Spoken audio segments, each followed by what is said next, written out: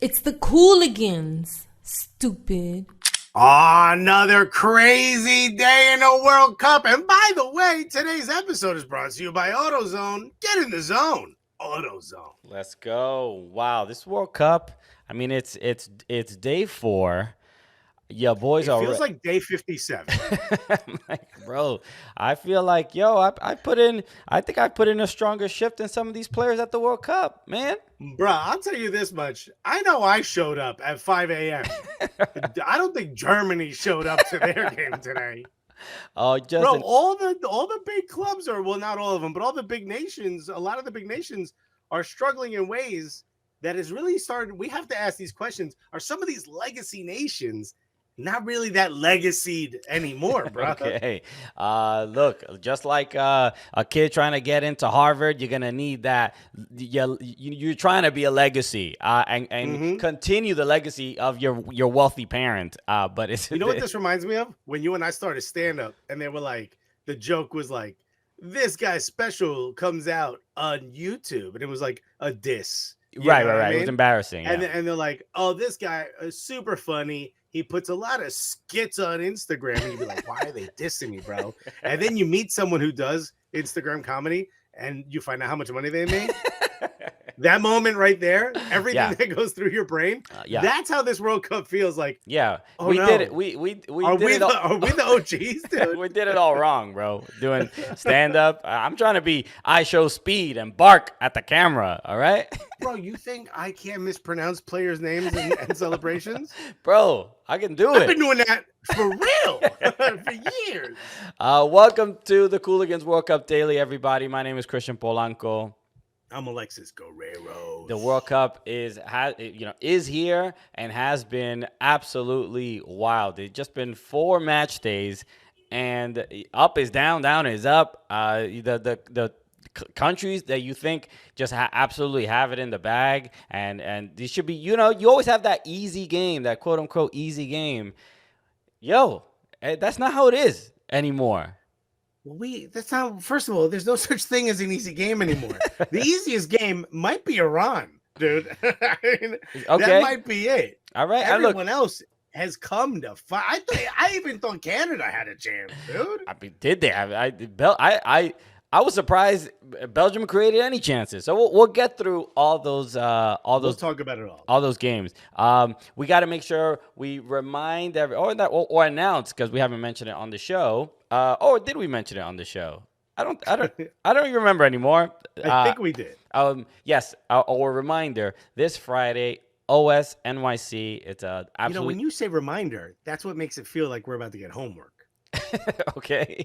Yeah. Pop quiz.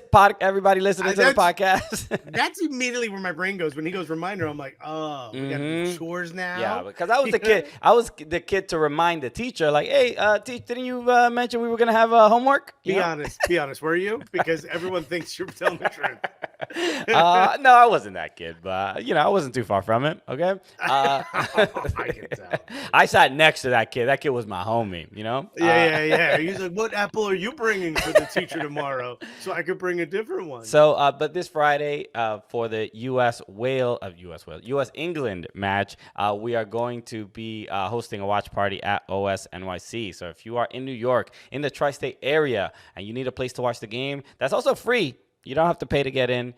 So we ain't making any money on this. We just want to hang out with the fans. And here's the truth. The owner of OS NYC is English. And he has invited British, and he's invited all of his British friends. We can't let this happen, bro. Not in our country. We need to show up in numbers, bro. So if you are rooting for the U.S., come through OS NYC. I don't know if we're going to stream. I don't know what's going to happen. All you know is Christian and I are going to be there. We're going to hang out. We're going to watch 3 Lions get murdered one by one. Okay. Damn, yo. No, we're going to watch. We're going to watch. Peter's going to be on site. Okay. Bro, Peter's going to be throwing red paint on everybody, bro. But they got drink specials. The bar is going to be open. They've just a dope place.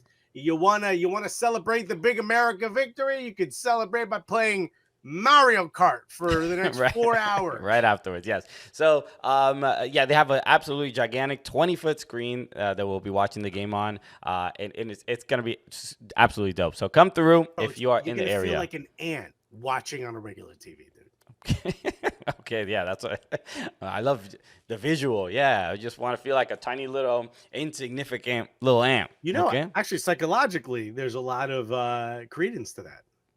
People want to feel like when they were little kids and they used to run under like the dining room table. Okay, well, this is what a great sell. What a great reason to come to a watch party. Buddy, so you can you reconnect. might not want to go. The inside. So you can reconnect with your childhood trauma. All right, that's what we're here for. Remember when you were running under the table to hide from your dad coming home? Come through. Doors will be open at 1 p.m. Eastern, 1 hour before kickoff. So come through OSNYC. We'll see you there. All right. The World Cup. Have you heard of it? It is been pretty crazy. Thank you to everybody who's joined along with us throughout this journey, these daily episodes. It's we're exhausted. I'm like, sometimes people think like, oh, you guys just tell jokes about soccer. That's not a job. That means we have to watch it all. We have to watch it all. Then I'm not gonna lie to you. I woke up to watch Morocco versus Croatia. Yeah. And then I woke up again after the game. I don't know what happened, but somewhere along it, I just completely zoned out and fell back asleep. Yeah, I did watch Morocco Croatia in just the hope that something would happen. Man, give me something. And bro. I did it. We didn't get the Argentina Saudi Arabia repeat. Remember how lit that 5 a.m. was? That was a for them it was a ruse for us to get teased by that 5 a.m. game. Mm-hmm. Said, you know what, you gotta wake up for these 5 a.m. games because look at what can happen, and they got us. Tease, dude. It was a tease. Okay, we were bamboozled. Hoodwinked. I'm like, Morocco's gonna win 7-0. I was like, it's gonna be crazy. But at least we got it back. I mean, was there anything to talk about in this game? I mean, not really. I thought the one thing I had tweeted this. I said that the game looked like it was being played in fast forward. These were the fastest human beings, the fastest 22 people I've ever seen doing the same thing together. It was 21. And Luka Modric. Luka was there. He was taking it easy. Okay, yeah. He's got 37-year-old legs. It is his last World Cup, but it might not be. Don't put that on him, bro. This guy feels timeless. At the very least, it did feel like Morocco. They weren't intimidated by Croatia. Obviously, Croatia was in the final in the last World Cup, but this Croatian team seems like they're not. I'm not gonna say they're not young enough. They do have a couple older players, but they're not the same team from 2018. They didn't have that creativity that they had in 2018, and they were pretty strong throughout the tournament. This is just their first game, so who knows exactly what we're gonna see, but. To me, there was not much to discuss here. Not a great game by any means. Bless you. Had a sneeze. Thank you. And that sneeze had more action than Morocco Croatia. 65% possession for Croatia, kind of what you expected. Hakimi, I think, got man of the match. What a great player! Ashraf Hakimi is a great player, and maybe because he's at he's at PSG, but where was he before? He was in La Liga. Dude, you know what's funny? Hakimi is one of those people that if you told me he was on Chelsea, I'd believe it. If you told me he was on Manchester United, I'd believe it. You know what I'm talking about? Yeah. Just a great. I just love watching him play. He wasn't in. He was at Inter. Yeah, he was in. That's right, Inter. Yeah.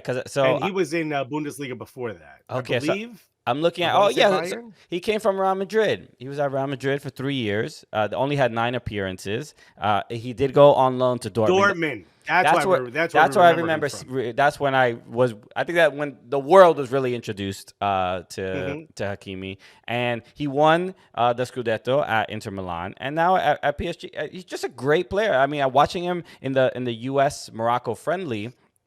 a couple months ago. Just a guy it's hard to not root for him as well. He plays for Morocco, but he was born in Spain. He speaks Spanish. Right. That's all. I saw an interview with him. I'm like, yo, I like this guy, but and he's an absolute baller.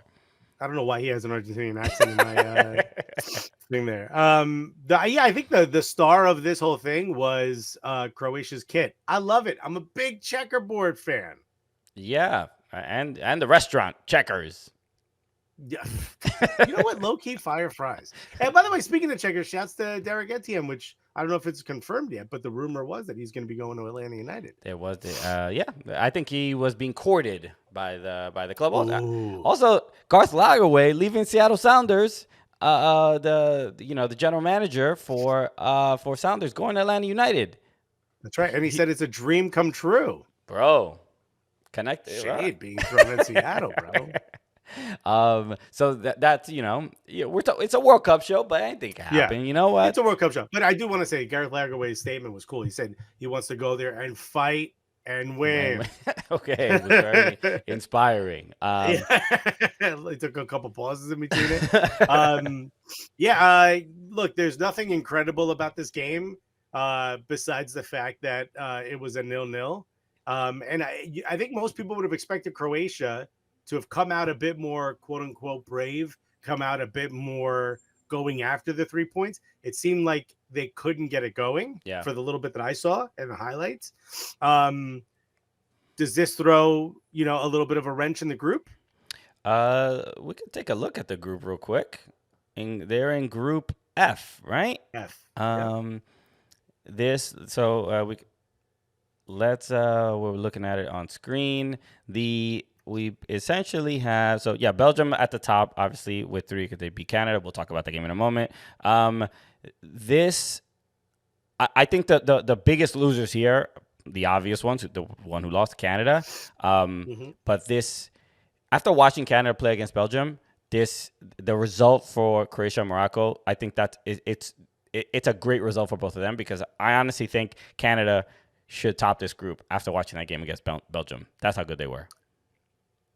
Canada. Oh, Canada. Should top the group. They should top the. To me, we're going to do this again with the should.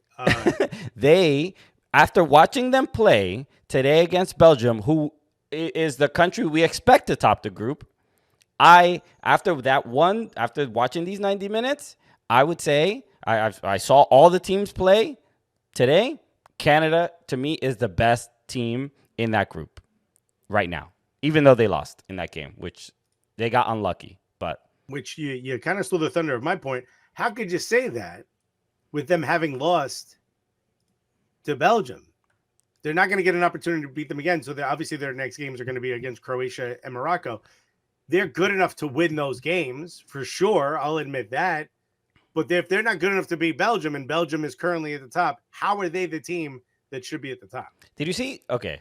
I mean, so should we? I want to talk about the games in order, but we don't have to because did you see? I don't understand. What is your point of talking about it in order? Because it's how people saw them. Whatever. Canada took 22 shots. 22. How many of them didn't end up in section 138, row Z? All right. You don't think Canada was better than Belgium? No, I think Belgium was so wide open and Batshuayi was so bad at moments that it gave the ball back to Canada, and Canada did what it did best, which is spring and attack. But they look like a bunch of chickens without heads running around that pitch. I'm not saying they look bad, and I don't think that this system can't work, but I wouldn't sit there and say they can duplicate that over and over. The best player on the pitch to me was a frustrated Kevin De Bruyne. After him, honestly, Tage Buchanan. Tajon was great. Yeah. So, okay. I mean, we're agreeing that Canada was better than Belgium in that game, even though they lost. They looked better. You don't think so? 22 shots. And I mean, they looked penalty. Better than I expected. Bro. Missed the penalty. They didn't miss a penalty. Those are parts. Courtois stopped the penalty. Yeah, saved it. They didn't score on a penalty. Look, those are parts of being a good team, is being able to score, and they weren't able to. I agree with that. But Belgium also looked really bad. I That's mean, Belgium looking bad, dude. Someone in my group chat said Belgium been lying to us for 10 years. Yo, like Belgium they look terrible. ain't that good. And They ain't that good, but they're better than Morocco and they're better than Canada, and they're possibly better than Croatia in a head-to-head. If Croatia look, plays the anything way can they played happen in against a World Morocco. Cup. I'm talking about right now, not legacy, not the End of history of each today. country. And Yes.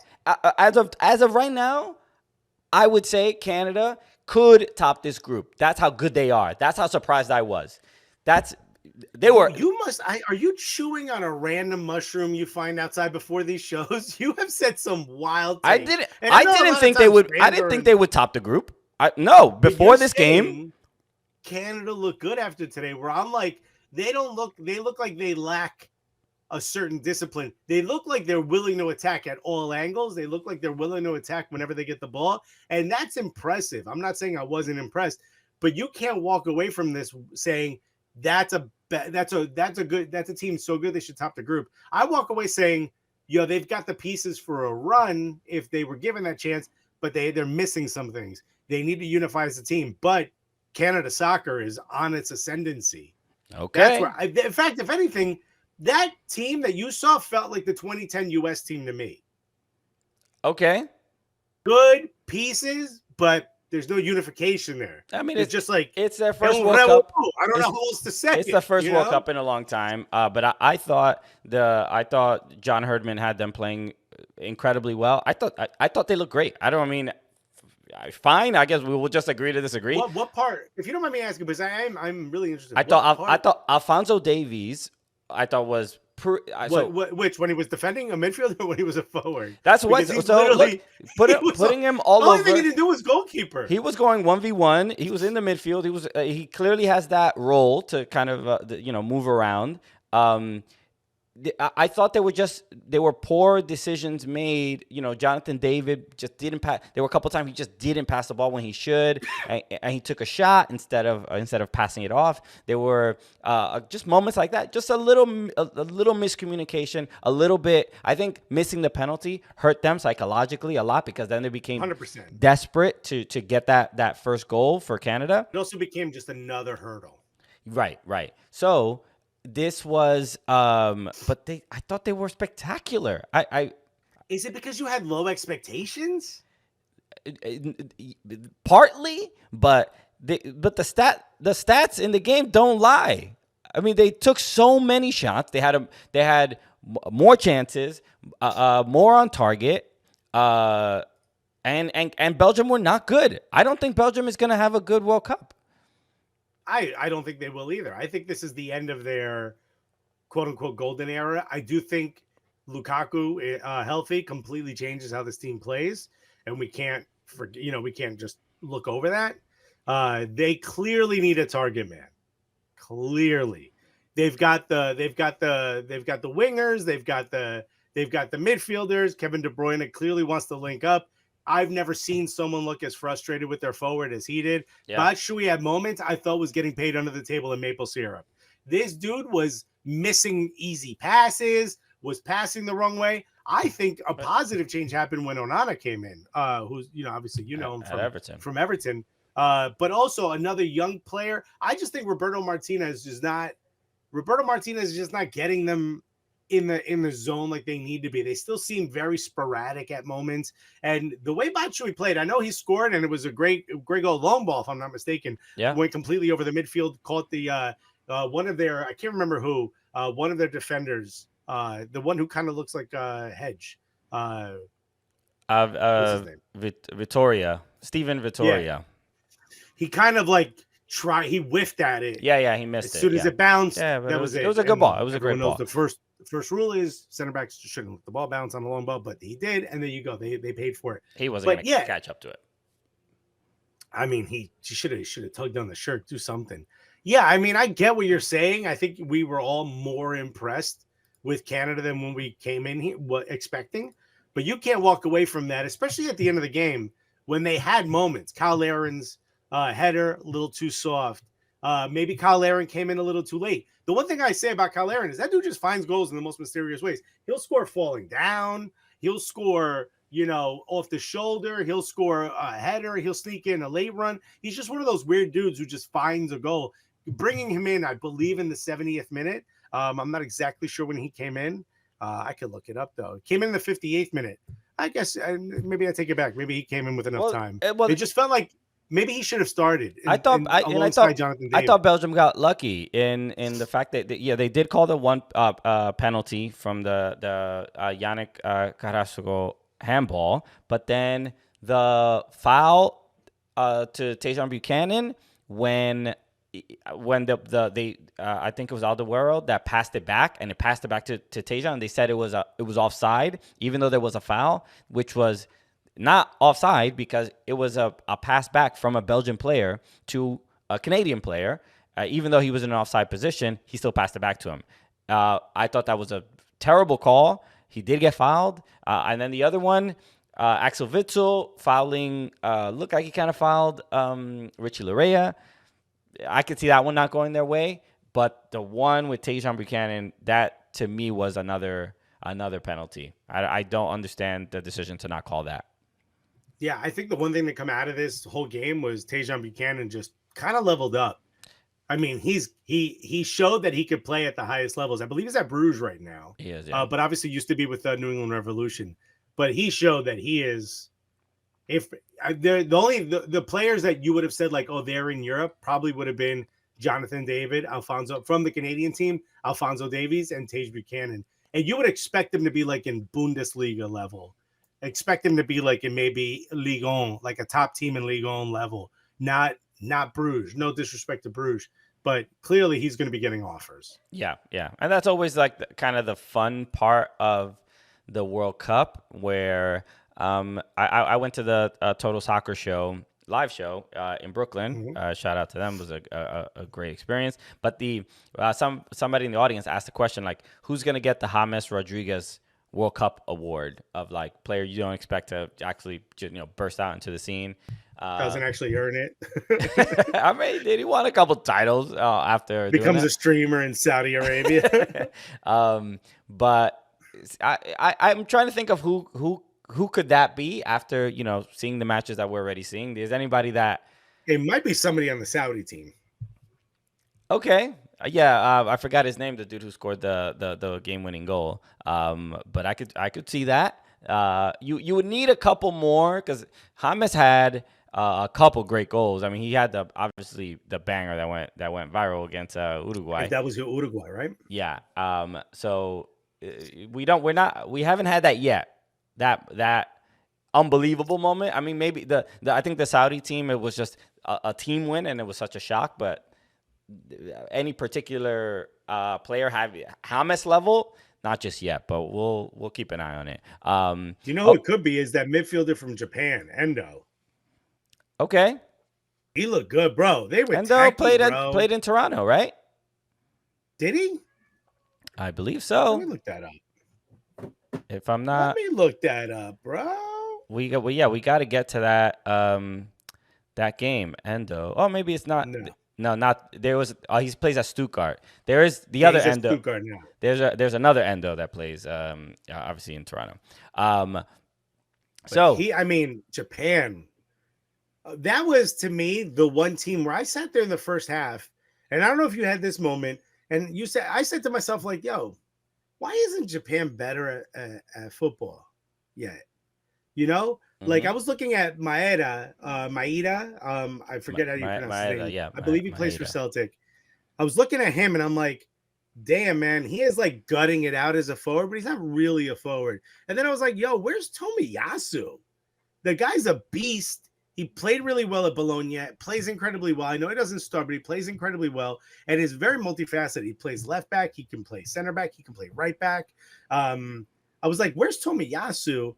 And then all of a sudden, you see the kind of jitters go away for Japan, and you see that like that passiveness that they sometimes have when they're playing a big country like Germany, and they start kind of, I don't want to say bossing the midfield, but they start to put their influence in the midfield a little more, and it was really impressive. And I'm like, yo, maybe it turns out they are good. Yeah, and I didn't see them winning, but I saw the equalizer coming.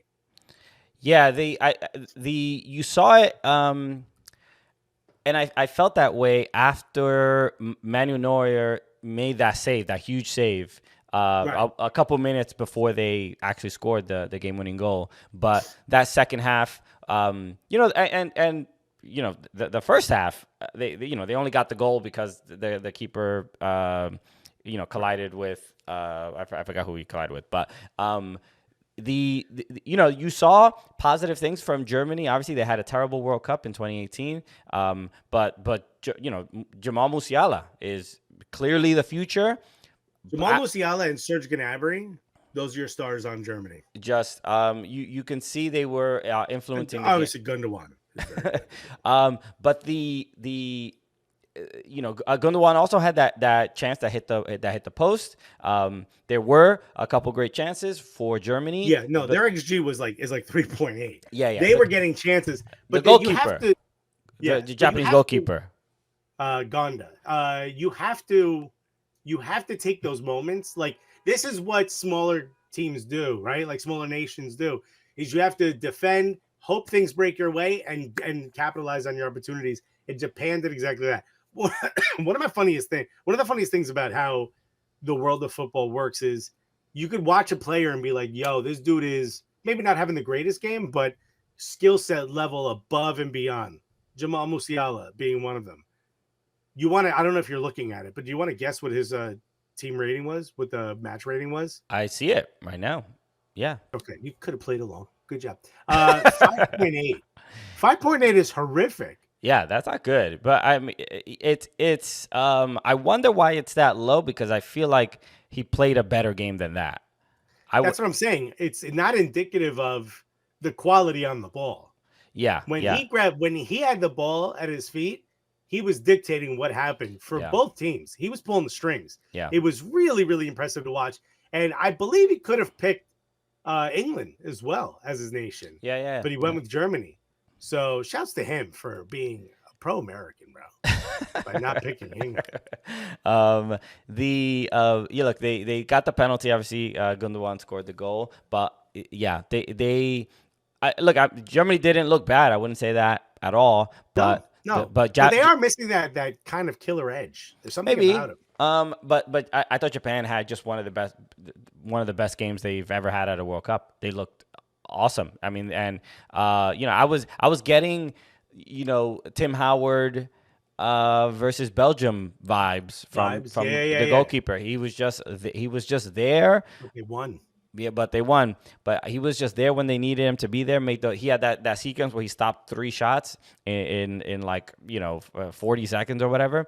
And you just need to have those games from time to time. Mexico had it when they played Germany. You just need to have these special moments. But it seems to always, right? The pattern seems to be that those special moments happen against Germany. Germany's the team to have a special moment against, bro. They're your rebound day, dude. So, yeah, just one of the best games they've easily ever played for Japan. And in that second half, after they scored that first goal to tie it, sometimes you just feel it. You just feel that it's coming at some point, and the goal. The callback at the end of the match, at the end of the first half. Yeah. That would have destroyed Japan. Totally. You can't walk into the locker room just having gone down 2-0. The goal from Asano, Doan,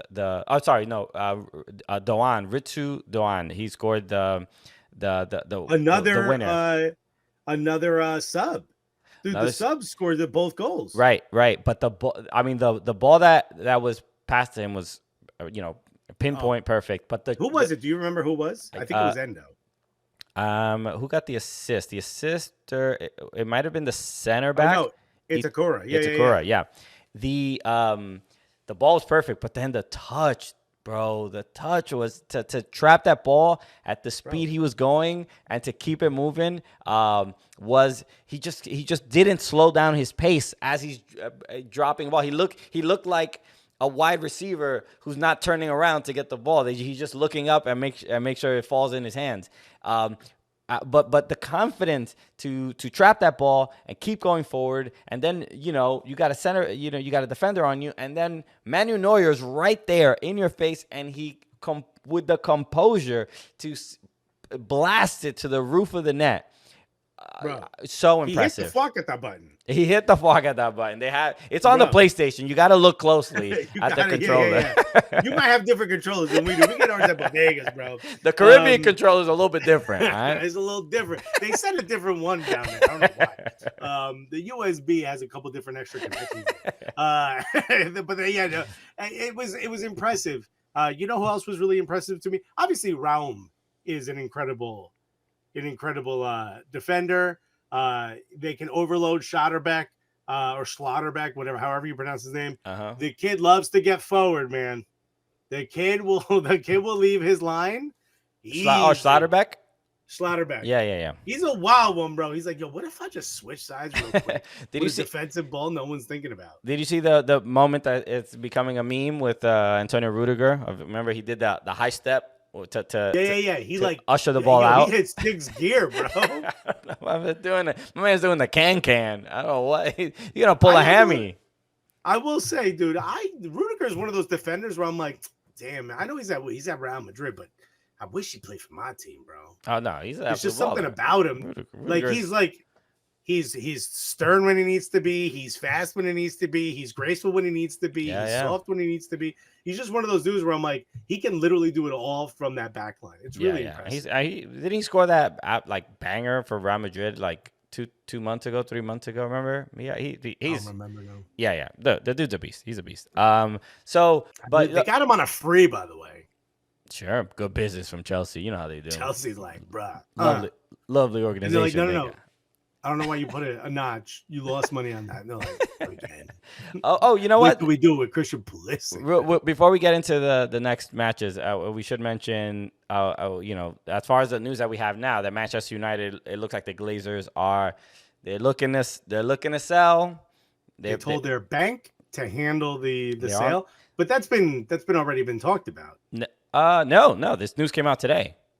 This was this morning. Didn't we recently talk about that they were like considering selling the club like 2 weeks ago? Nope. Maybe that was FSV. Yes, that was FSV. Liverpool, they are selling the club. So this is new from the Glazers. Some people, some Ronaldo stands are basically like, oh, he did it. He's the one who made it all happen. And it's like, all right, to me, he's just another example of the dysfunction at the club. I don't know why you think he did something right here. Also, really, please, guys, be careful what you wish for. Right. Everyone thinks like the Glazers are going to sell, and the next guy who's going to buy is literally an inflated soccer ball. You're not going to get this idea of a custodian, that loves the club and loves the sport, bro, that don't exist. This is $1 billion sport now, bro. Mm-hmm. You can't get the guy who owns sportsdirect.com. Dude. He's the .co.uk. He ain't. In fact, who's buying this don't have a .co.uk, bro. And $1 billion business is beyond underestimating how much it's.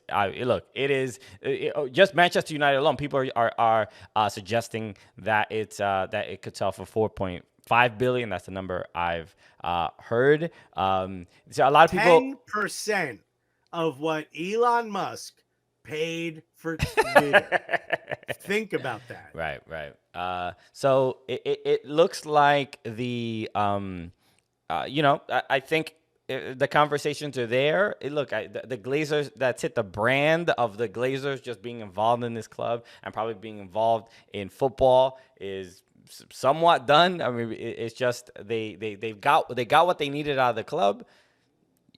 Cash out, figure out what you like. I just don't know how can you just deal with your name being constantly slandered. They probably can't even live in Manchester and do anything. Like, people cannot stand. They go to Manchester once a year. They don't care. They're in Tampa, dude. They're high-fiving with a new. You know what they're doing? They're thinking about divorcing their wives so they can go out with Tom Brady, a newly single Tom Brady in Tampa Bay. Bro, they do not care. And I've said this before, and I'll continue to say it. They did not bleed the club of assets. they raised the value of the club to a point where you wouldn't have been able to do it otherwise. It would not. It didn't happen at any of the other major clubs. It happened to all the ones that Americans own, and they didn't have to put in, state money like Manchester City did. It's this idea that they stole money from the club is so like antiquated. It's such a dumb way of looking at finances, bro. We make money in this country, fam. That's what we do. Okay, that's you know what else we do? We get 3 points against England, bro. Yeah, that is look, that's in the cards. That's our future. There was one more game that we have to discuss. I mean, we have to play some very sad music. Spain versus Costa Rica, another CONCACAF team. Who we, and in these games, us CONCACAF people, we're like, all right, we got to root for the CONCACAF country, even though they're I stopped saying that about 4 goals in. I was like, yo, these ain't my people. I don't know who these people are. I really can't believe Costa Rica were that bad. I mean, Spain are good. I mean, they're good. I mean, let's not take anything away from them. But this is, embarrassing. There's nowhere in CONCACAF where you're going to face this quality of passing, this quality of possession. There just isn't. And literally, I mean, let's be honest. Let's look at Spain's lineup. Okay? Up front, you have Olmo, Asensio, and Torres. In midfield, you have Pedri, Busquets, and Gavi. On the back line, you have Alba, Laporte, Rodri, and Azpilicueta. Say that again? What's that one? What's that last one? Azpilicueta? Azpilicueta? What? You know how to say it. Why are you saying it? Why are you saying it? I call him Aspi, dude. Azpilicueta. Azpilicueta. All right, sure. Out of all of those 10 people that I mentioned, be honest. On any other team, how many of them are midfielders? I think 8. On any other team, how many of them are midfielders? In any other nation, how many of them are midfielders? 8. Asensio's a midfielder. Almost a midfielder. He is a midfielder. He's a winger. But I can see him in the midfield. A midfielder. Pedri's a midfielder. Busquets is a midfielder. Gavi's a midfielder, obviously. Jordi Alba, quite possibly a midfielder. Okay, I mean, he's a solid defender. I don't want to go that. But, I mean, everybody in Spain can pass. So, this was a stat. Rodri is a midfielder, bro. Oh, yeah, without a doubt. Yeah, he's the Aspi and Laporte are the only defenders. Azpilicueta is also a wing back, too. So, you can kind of see him as a midfielder as well. Bro, they fielded a 0-10-0. But I saw this stat on Twitter. Somebody in England had tweeted this. I don't have it in front of me. But they said that so Spain completed 978 passes in this game, which is more in history. which is more passes than the team Wycombe Wanderers. It is 978 passes in that one game is more passes than Wycombe Wanderers completed in the entire month of November. In that one game, which can I ask you a question though? If you are a member of Wycombe Wanderers, you're thinking, what do you say fuck me for? That's what he said. What I got to do with this? Why are they catching strays, dude? What a great stat. And I'm sure there's plenty other teams across the world that, fall under the same, stray bullets. But I think that's more passes than were shown on We Are Wrexham or whatever that show is, Saving Wrexham. But pretty remarkable. I mean, look, it was a. I mean, Spain was playing against. They have it here: 978 passes, 94% completion. Okay. I found the tweet. It's from a guy named. He's an Opta analyst, Duncan Alexander, and here's the exact tweet. He says Spain completed 6 more passes in that first half than Wycombe have in League One in November. So it's not even the entire game. The first half, they completed something like 500 and some odd passes. Crazy. Jesus Christ. And of those 978 passes, 513 were in their own half, or within the opposition's half. They might as well have been playing a high school team. I mean, they surrendered Keylor Navas, dude.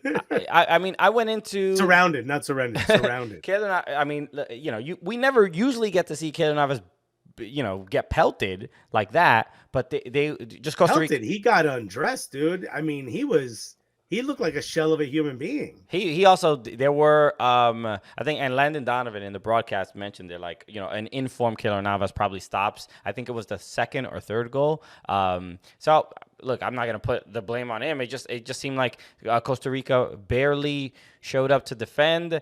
Once they started giving up goals, you lose the motivation to keep fighting, and I just didn't expect this. Oh, look, Costa Rica just crawled into the World Cup. They had to play in the Intercontinental Playoff. They didn't really look that great in qualifying, and a lot of people have been pointing out like they have just old players, and somebody pointed out that some of the players are too young and too old, and there's not like that new generation of like veterans to bring on the younger players is not really there. They, like Brian Ruiz, right? Brian Ruiz, is still on the team. He's 37, 38, old guy. I mean that old soccer old. But he's look. There has to be other strikers that are available, and they just look really, really bad. They remind me of Peru in the 2018 World Cup.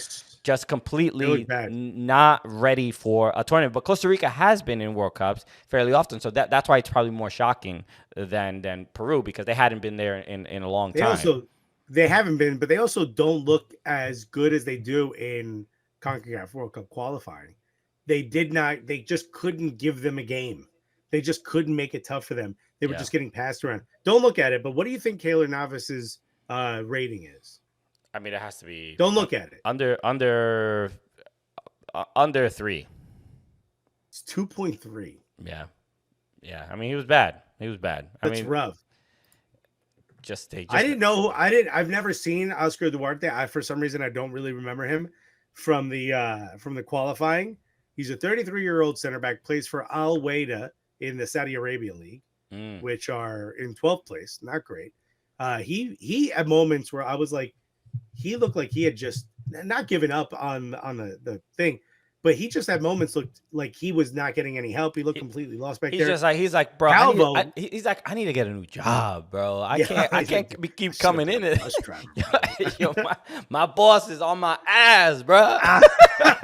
Man, this is starting to get stressful, bro. But Calvo looked completely out of his depth. Dude, I mean, we obviously seen Calvo at MLS for years. And he makes some major mistakes sometimes, but he typically can play well. Like, I remember when he was in Minnesota, it seemed like there were moments where I'm like, oh, he can solidify a backline. He did not do any of those. He did not. And he's in Chicago now, right? Is he still there? He's not. No, he's. No, he's at Konyaspor in Turkey. Okay, so he got sold maybe last season or something. But yeah, he's whatever you got paid is too much. He's not. I mean, look, as far as a reliable center back, it doesn't feel like he's the guy because look, the track record hasn't been great the last couple of years. But yeah, I mean, just 7-0. You can't lose. It's a World Cup, bro. You can't. What are we, Brazil? In the Maracanã? Come on, dog. Right? You can't. Unless you're in front of your home fans at a World Cup in your country, you can't be doing that. You can't. No, yeah. It's just a disappointing I mean, it's beyond disappointing. The only shame is that they didn't play this game in that stadium that's made out of shipping containers that they're going to knock down after the World Cup, because you need to sage this stadium, bro. You need to get the evils out of it, bro. I think we just put the Costa Rican team in the shipping containers and send them back. Send them back home, bro. You get your own shipping containers. Okay, people live in these sometimes. Yeah, it's like a new thing. You've seen those shows. Yeah, they make hotels out of these things. You just ended in the beginning, phase 1. Okay. Well, look, It's take 3 months. When you see the fan hotels in Qatar, this is not. It's not so bad. Okay. Honestly, it's the same thing. You get a look. You even get those little fans that squirt water at you. All right. Yeah. You can stay You got cool. a USB fan. There's no USB plug, but you got a USB fan.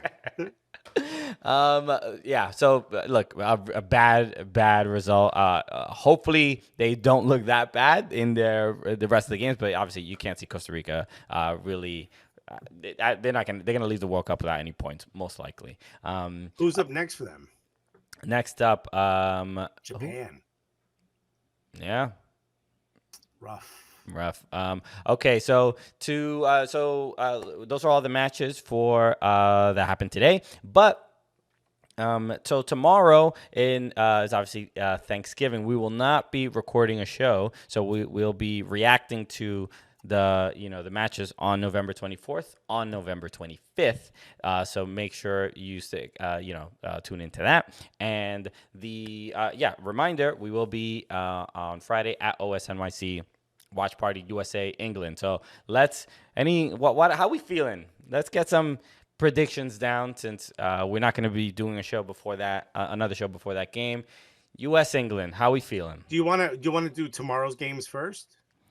Oh yeah, sure. I mean, tomorrow's games are going to be Switzerland against Cameroon, Brazil, Serbia, Uruguay, South Korea, and Portugal, Ghana. So some predictions for those.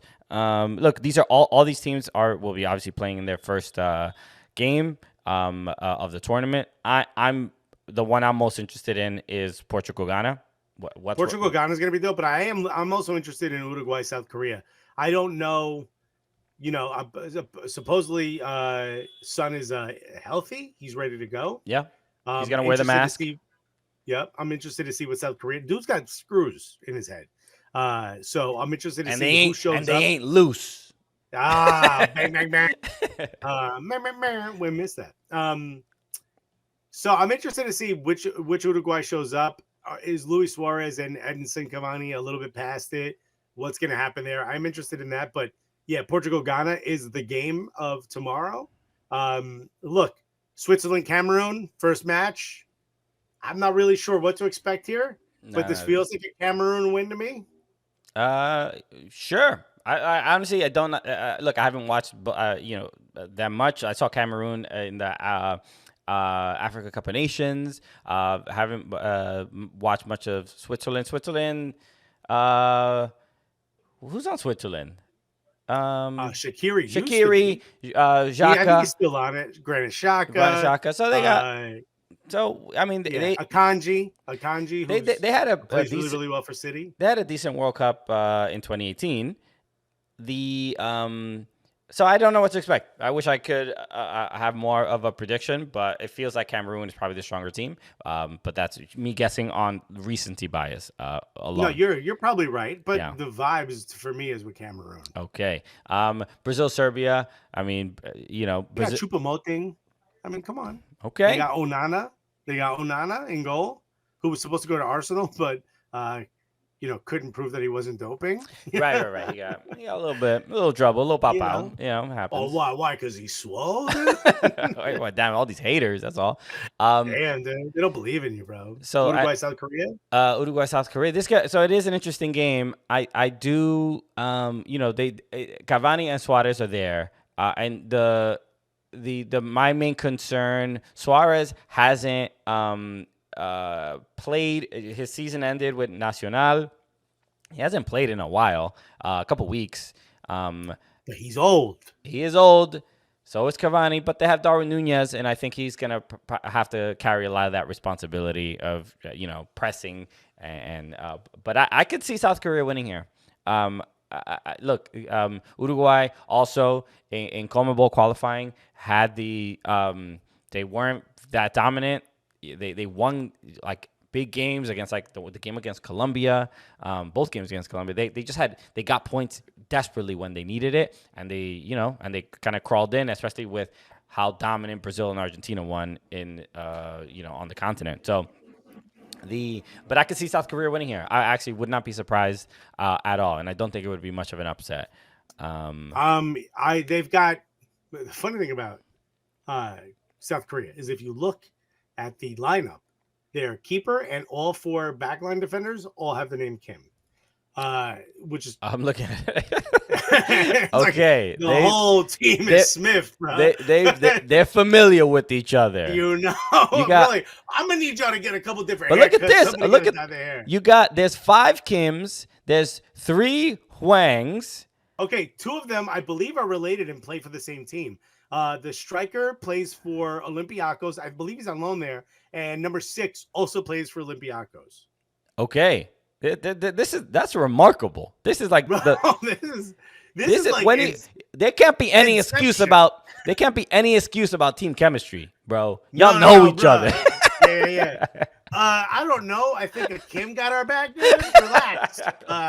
How the do one they? Kim out of all 5 Kims, the one Kim you need to know is the dude from Napoli, bro. Number 4. The center back. Kim? Yeah. Yeah. What, I don't want to get his name. Min Jae Kim. Dude, this kid is a beast, bro. Yeah. I believe he came from Butomi. What was the Butomi?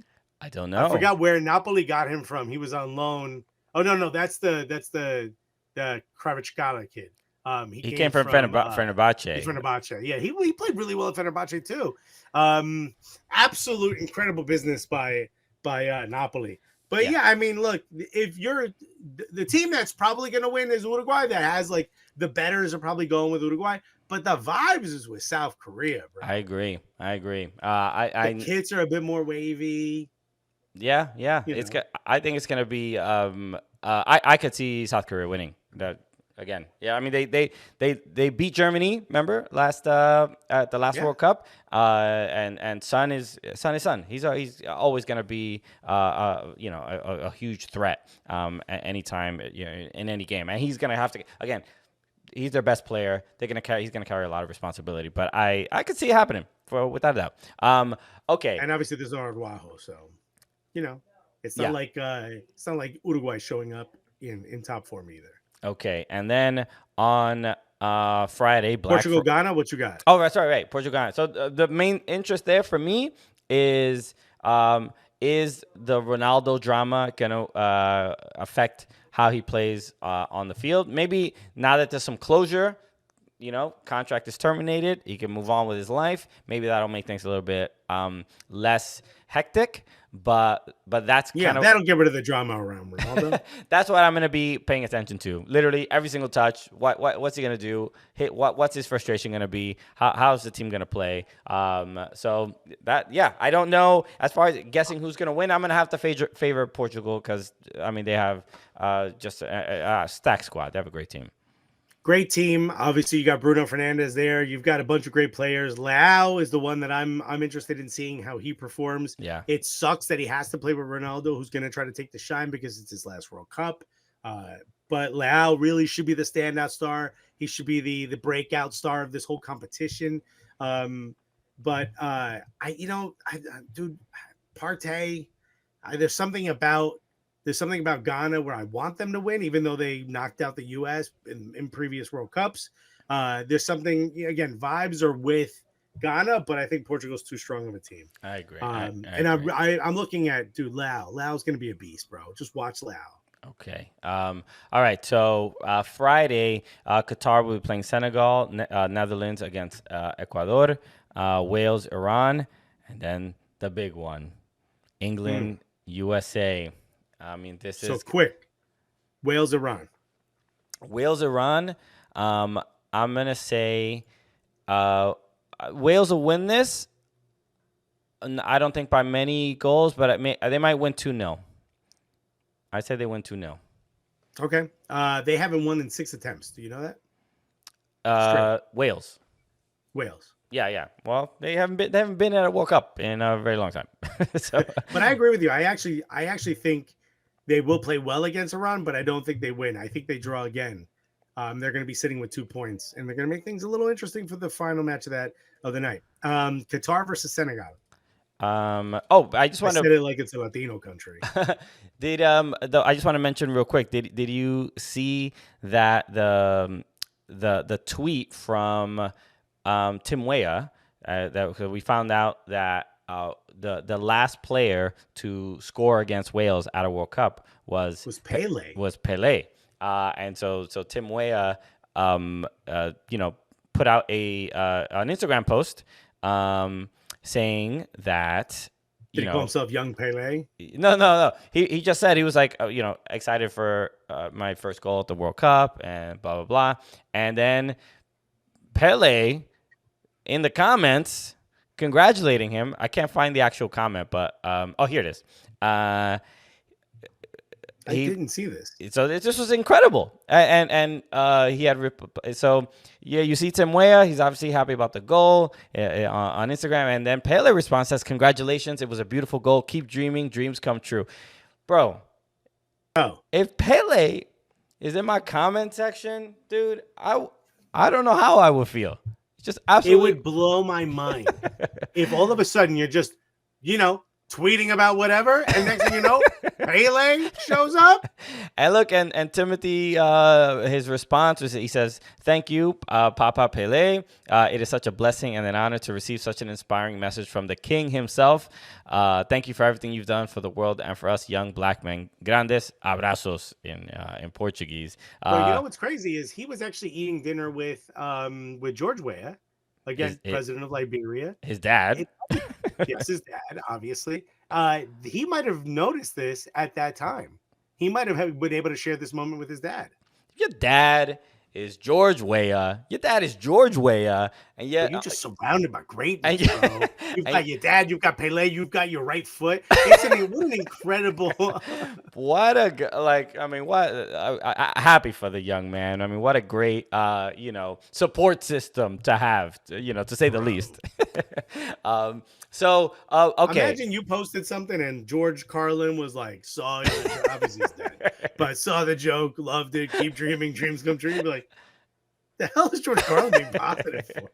I didn't know I know how to use Instagram. Damn, it's crazy. Damn, bro. It's all selfies. So the other games are going to be Qatar, Senegal. Senegal should win easily. Qatar looks awful. Netherlands, Ecuador. This is an interesting one. Ecuador did look. I don't think it's that interesting. I think we might be surprised here by Ecuador because Netherlands. I think you're definitely gonna be surprised by Ecuador based on what you're about to say. The Netherlands didn't. I wouldn't say they looked amazing in their first game. But Ecuador, I think, are gonna give them a lot of trouble. So I can see a draw here. Do you know that Enner Valencia is potentially doubtful for the game? Yes, because he did leave the game early. I don't know how serious the injury he had was, but they're going to do everything they can to get him in the game. I know that. He's going to get all types of horse placenta being shot in. I think he's going to pay all his child support. You can take care of everything. It's good. Yeah, you don't got to cover me up when I leave. I'm good. I paid everything. I think at the end of the day, this is Netherlands are going to beat them. I don't think it'll be easily because I do think Ecuador is a great defensive team, but I don't think Ecuador has the firepower they need. They don't have that moment of magic without Enner Valencia, especially without Enner Valencia, even if you have him, but he's not 100%. All right. So now predictions for England, USA. How are we feeling? USA wins 2-1. Okay. Wow. After the game against Wales, after the first half against Wales, would have agreed with you. I had no problem. I think that's the team that's showing up. It's a little bit more up in the air than before, but I still think there's gonna be some magic. I think Gio Reyna probably starts this game, and I'm gonna say I feel a draw. I'm gonna say 2-2. I was gonna say I could see a 2-2 draw only because they're really good at drawing penalties. Okay. And there's also some. I think Harry Kane might be doubtful. Ankle Supposedly, issue. They did a scan. The scan is fine. It's not a serious injury. Yeah. And apparently he was training. He was limping. He wasn't 100%, but he was training. I'd much rather have a limping Harry Kane or Harry Kane at like 70% than Callum Wilson. I think Callum Wilson changes the way we're able to play against them. His link up is so much better than I know Harry Kane's great at assist, but it's a different style of play. You think Callum Wilson would be a better option? He completely unlocks their forwards. Yeah. Dude, well, no. What we want to do is we want to force the ball to the middle to Harry Kane or whoever's there and force them to beat us. if you got Callum Wilson, those shots are going to be coming from all angles. They're going to play a lot more like Manchester City. The U.S. will have to play one of the greatest games. They need to play like Japan just played. They need to play like Saudi Arabia just played. It's gonna require a lot of heart. I know that because not only the starting 11 for England are clearly very strong, but then when you go to that bench, it's like they drop Raheem Sterling, Rashford? and now you're dealing with Rashford, and you're dealing with Grealish, you're dealing with Foden. It's not going to be easy by any means. So, Bruh. But here's the thing. We've got pieces to slow them down. The player that scares me the most, I don't think Serginho Dest is going to be able to keep up with Saka. Because the problem with Saka is if you start to guard him tight, he starts to draw fouls on you. He starts to get you in trouble. And then he starts to turn on you. If you give him space, he beats you. If you double team him, he's good at passing. And there's just really no way around guarding a player like Saka. Yeah. I don't know what the U.S. is going to do, but I do think the U.S. is not going to sit back. They're not going to do the low block. They're going to go after England, and I do think it will be. I could see a 2-2 happening, but it feels like a 2-1 for the U.S. or a 3-2. Let's go. I'd love a 1-0. I'd eat up a 1-0. Yeah, look, we're at 1-0 after having the lead for the most of the game against Wales. Don't feel confident about a 1-0, but getting a point here, I think, obviously it's not a guarantee, but getting a point here puts us in the driver's puts us in the passenger seat. And we can move into the knockout round. So can I say something? I did a video earlier with Boovie. From you probably know him from the kickoff previously. He's the Manchester City fan, and I also did a video with Owen of the United View. Flex is out in Qatar, celebrating with all his new Saudi friends. I don't know if you saw the video. I did see that. Yeah, it's hilarious. So I didn't get a chance to do the video with him, but both Owen and Boovie said the same result prediction. Do you want to hear what it is? Yes, I would love to. I'm going to ask you to grab the table in front of you because you are about to be very upset. 4-0. 4-0. Yeah. That's what Jamal's saying in our Instagram comments as well. The undeserved confidence they have from beating Iran. Yeah. Is absolutely insane. To all of a sudden be a team that can put it together. Look, I will go down saying the U.S. will win, and I believe they can.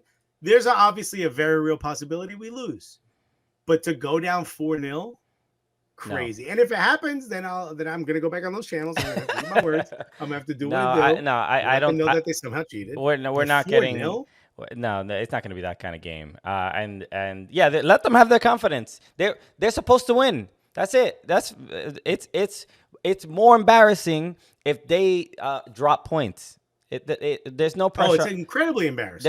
There's no pressure on the U.S. Not at all. Owen made a good point. Owen said if they lose to the U.S., the media will treat it like it's the worst loss in international history for England. And don't you want to see that? Yeah, don't you want to see that? This is when I want to see the English media do their thing. Okay, yeah, don't hold back.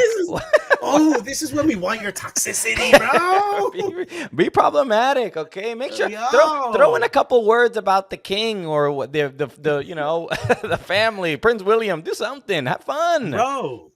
Bring up players and ask if they're actually English. You know, that's what we need to do. And specifically the white ones. That's what we want. Okay, throw a little curveball out there. Question everything, England, bro. For more than anything, I want that moment. So I want America to win. Not even just about advancing. I will say this, and they both asked me this question, and it was like interesting because I never really thought past this game. Let's say we get points from this game. We somehow make it out of the group, which I do believe we will finish in second. Had we beat Wales, I believe we finish top of the group. But let's say we come out of the group. How far do you think the U.S. goes? I guess, yeah, depend on who they would end up playing. I mean, regardless, I feel, where would you be happy with? Out in the quarterfinal, I would be. I think if we make proud it of out that of the round World of Cup. 16, if we win the first knockout game, I'm fine. Yeah, same. Yeah, that's how I would. I think too. I think that is the not expectation, but that is the thing. You know, even Greg Berhalter, even at the when we were at the roster reveal, he was asked the same question, and he basically said get out of the group. That's the mission for the national team, especially after missing the World Cup in 2018 to getting out of the group is a step in the right direction. So, but I think we can do a little bit better than that. I'm a little concerned. Small injury to Weston McKennie. He didn't look, completely fit and sharp. So I think that is. I don't think he's listed as a doubt. No, because he played the game. He had a wrap around his hamstring and Harry Maguire's listed as doubtful, which hurts America. He's got to play. No, he got to play. We need him. We need him there. Bro, we need that calamity there. So look, gonna be an exciting game. And again, join us at OSNYC. Callum Wilson is also listed as doubtful, by the way. Do you want to know why? Why? Physical discomfort. Damn, bro, I've been there. I know. Man, how bad is the cot you're sleeping on, my G? Okay, dude. Why would you have some bad wings in Qatar? Damn, I've been there. No. I don't know what's wrong, but I just physically feel uncomfortable. Well, write it down. Okay, so we should wrap up. We've been going on a little bit long. So everybody, thank you so much for joining us. The Cooligans World Cup Daily, and as a reminder, follow us on all socials at Soccer Cooligans. Especially Instagram stories. We do a lot of stuff there. And on Twitter, always putting out a bunch of bangers on there. So let your friends know there's a lot of new people getting involved in the World Cup. Maybe they want to learn a little more. Maybe they want to laugh a little bit throughout the tournament. This is the podcast for them. So make sure you let them know about the Cooligans. We will be back Friday after the U.S.-England game with another show. So make sure to stick around for that reaction of us celebrating, Pop a champagne. Just embarrassing our colonizers, okay? So it's gonna be the opposite of what Spain and Costa Rica was. So it's gonna be really, really fun. Thank you so much for hanging out with us every day throughout this World Cup. Have a very good Thanksgiving as well if you choose to celebrate. Happy Thanksgiving. That's right, and also this is nice to see on the calendars on Friday, Native American Heritage Day. So you love the recognition. So go buy a flat screen TV on Native American Heritage Day. We got to rebrand it. Black Friday. Yeah. That's it. It's a much better name. So enjoy your holiday break, and we'll see you after that. And yeah, let's go USA. U.S. England's gonna be absolutely wild. We'll be there at OSNYC. Come through if you are in New York City or in the surrounding hang out completely areas. Free. Great drinks. Yeah. It's just a hang. It'll be dope. All right. We'll see you on Friday, everybody. Peace.